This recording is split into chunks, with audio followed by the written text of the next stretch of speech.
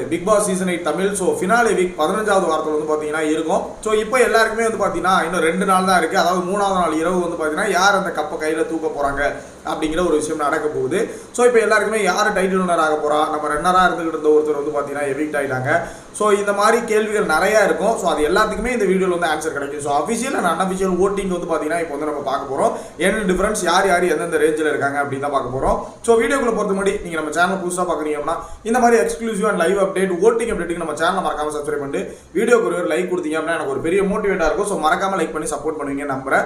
வீடியோக்குள்ள போகிறதுக்கு முன்னாடி எனக்கு ஒரே ஒரு கேள்வி இருக்கு.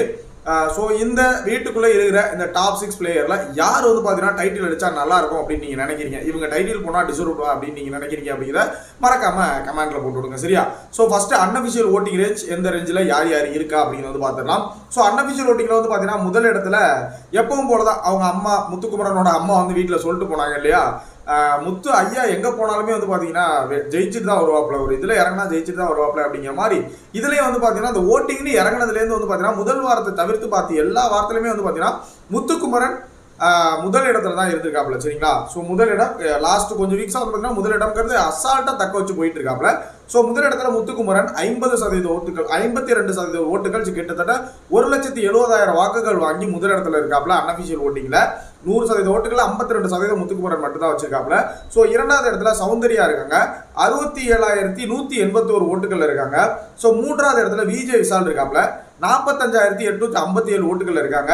நான்காவது இடத்துல ஜாக் இல்ல. சரிங்களா? நான்காவது இடத்துல ரயான் இருக்காங்க, 26,048 ஓட்டுகள் இருக்காங்க. ஐந்தாவது இடத்துல பவித்ரா ஜனி 23,796 ஓட்டுகள் இருக்காங்க. நான் இப்போ சொன்னதுலேயே உங்களுக்கு புரிஞ்சிருக்கும், ஜாக்லினோட லிஸ்ட் வந்து இந்த பேர்ல இல்லை. அதுக்காக தான் நான் அந்த இடத்த வந்து மென்ஷன் பண்ணேன். ஏன்னா மூன்றாவது இடத்துல இருக்க வேண்டிய ஒரு பிளேயர் டாப் 2ல நான் கெஸ் பண்ணி வச்சிருந்த ஒரு பிளேயரை கரெக்டாக ஒரு ட்ராப் பண்ணி வேலையை பார்த்து அழகாக தூக்கி விட்டாங்க அப்படிதான் சொல்லணும். முழுக்க இது ட்ரிக்கர், பிக் பாஸோட ட்ரிக்கர், பிக் பாஸோட ட்ராப் அப்படின்னு தான் சொல்லணும். ஏன்னா இப்போ பவித்ரா ஜனனி ஜெயிச்சப்ப கூட ஒரு சில பேருக்கு எப்படி எவிக்ட் ஆகிருந்தாங்கன்னு தெரிஞ்சிருக்காது இல்லையா. பாக்ஸ் எடுக்க போகும்போது தான் நேற்று நைட்டு 12 மணிக்கு லாஸ்ட் பாக்ஸ் எடுக்க போயிருக்காங்க. அந்த பாக்ஸ் எடுக்க போயிருக்கும் போது உள்ள வர முடியாமல் லாஸ்ட் ஒரு 3 or 4 செகண்ட்ஸ்ல வந்து பார்த்தீங்கன்னா உள்ள வர முடியாமல் எவிக்ட் ஆகிட்டாங்க ஜாக்லின். சரியா? இது முழுக்க ஒரு ட்ராப்பு. இதை நான் லைவ்ல வந்ததுக்கு அப்புறம் பார்த்துட்டு இதை பத்தி தெளிவாக நான் உங்களுக்கு ஒரு வீடியோ போடுறேன்.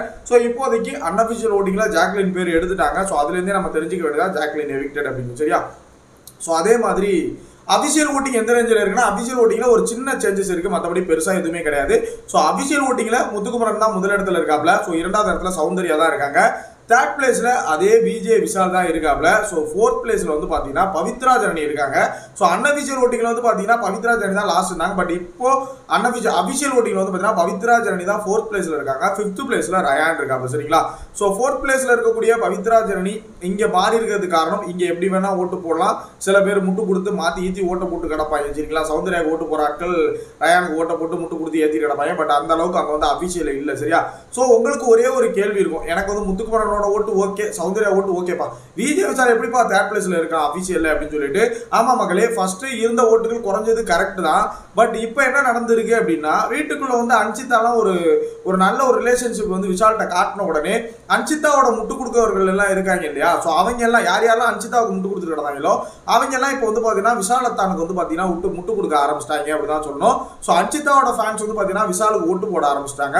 அதன் அடிப்படையில் விஷால் வந்து ஓட்டிங்ல இப்போ தேர்ட் பிளேஸ்ல இருக்காப்ல. அதுக்கப்புறம் பவித்ரா ஜனனி இருக்காங்க. பவித்ரா ஜனனிக்கு அப்புறம் ரயானுக்கு போன வாரத்துக்கு முதல் வாரம் வந்து சௌந்தர்யா ஃபேன்ஸ்லாம் ஓட்டு போட்டாங்க. இப்போ ரயானுக்கு ஓட்டு போட ஆள் இல்லை. எனக்கு தெரிஞ்சு இதுக்கப்புறம் இந்த 2 நாள்ல ஜாக்லினோட ஃபேன்ஸ் வந்து ரயானுக்கு ஓட்டு போட்டால் ஏதாவது மேலே வரதுக்கு வாய்ப்புகள் இருக்கு. அதுக்கு மேலே வந்தாலும் ரொம்பலாம் வர முடியாது. இப்போ மேலே இருக்கிற 2 பேர்ல யாரு டைட்டில் வின்னர் அப்படிங்கிறத முடிவு பண்ற ஒரே உரிமை ஜாக்லின் ஃபேன்ஸுக்கு தான் இருக்கு அப்படின்னு நான் நினைக்கிறேன். இது எந்த அளவுக்கு சாத்தியம்ங்கிறது எனக்கு தெரியல. பட் கீழே இருக்கிற ஆட்கள் எல்லாம் ஒன்றும் பண்ண முடியாது, 3 4 அதெல்லாம் ஒன்றும் பண்ண முடியாது. மேலே இருக்கிற முத்துக்குமரன் சௌந்தர்யா இந்த 2 பேர்ல யார் வந்து டைட்டில் வின்னர் ஆகணும் அப்படிங்கிறத மொத்த ஜாக்லின் ஃபேன்ஸும் ஒன்றா நினைச்சாதான் முடியுமே தவிர 4 பேர் 10 பேர் நினைச்சா முடியாது, ரொம்ப கஷ்டம். அதை யார் முடிவு பண்றா, என்ன நடக்குது அப்படிங்கிறத வெயிட் பண்ணி பார்க்கலாம். இந்த அப்டேட் பத்தின உங்களோட ஒப்பீனியன் என்ன அப்படிங்கிறத மறக்காம கமெண்ட்ல போட்டு விடுங்க. இந்த இதுல வந்து ஜாக்லின் இந்த டாஸ்க்ல வெளியே போனதை பத்தி நீங்க என்ன நினைக்கிறீங்க அப்படின்னு மறக்காம கமெண்ட்ல சொல்லுங்க. நெக்ஸ்ட் வீடியோ மீட் பண்றேன். தேங்க்ஸ் ஃபார் வாட்சிங்.